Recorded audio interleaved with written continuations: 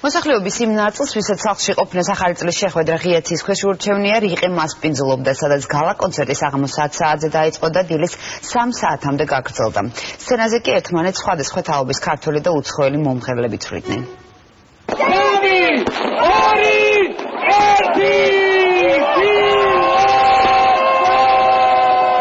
ადგილობრივები და დედაქალაქის სტუმრები 2015 წლის დადგომას ტრადიციულად ღია ცის ქვეშ ევროპის მოედანზე შეხვდნენ. ქართველი და უცხოელი შემსრულებლები რიყის პარკში მსმენელებისთვის რამდენიმე საათის განმავლობაში მღეროდნენ.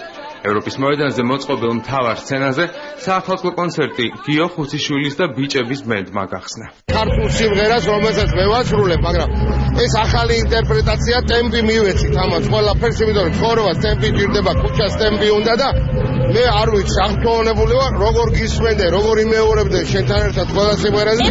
ძალიან კარგი აკყოფნა, კარგად ვერთობი და მუსიკაც ძალიან სასიამოვნოა. ბედნიერი ვარ იმით, რომ 2015 წელს თბილისში შევხვდი. ბედნიერ შობა ახალ წელს გისურვებ. მე უკრაინიდან ვარ, აქ ყველაფერი ძალიან ლამაზია. ეს ცხენი სიმბოლოა 2014 წლის. ქართულ ხალხს ბედნიერ ახალ წელს. ძალიან მაგარი განწყობა და თელ საქართველოს ულოცა ახალწელს.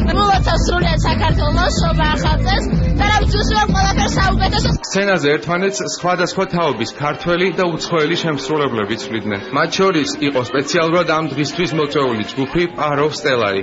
მაყურებლისთვის კარგად ნაცნობ კომპოზიციებთან ერთად ახალი სიმღერებით შესრულდა.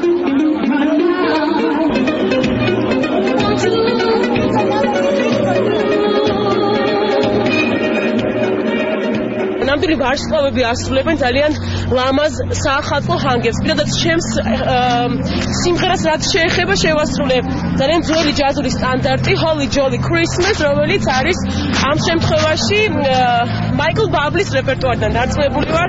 ძალიან მოეწონა მაყურებელს, რადგან გამოვიდა ძალიან დიდი ემოცია. ემოცია ძალიან დიდი იყო იქიდან გამომდინარე, რომ ალტერნატიული ბენდებიდან ვიყავით მარტო ჩვენ და ვართ ახალწელს მარტო ჩვენ და ეს ორმაგი პასუხისმგებლობა არის ჩვენთვის. ვფიქრობ ხალხსაც მოეწონა. საახალწლო გალა კონცერტი დედაქალაქის მერიის ორგანიზებით გაიმართა.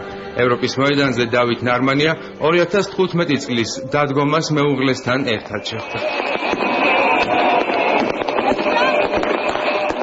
კონცერტი ევროპის მოედანზე საღამოს 10 საათზე დაიწყო და ღამის 3 საათამდე გაგრძელდა. კონცერტი ჯგუფ პაროვ სტელარის გამოსვლით დასრულდა.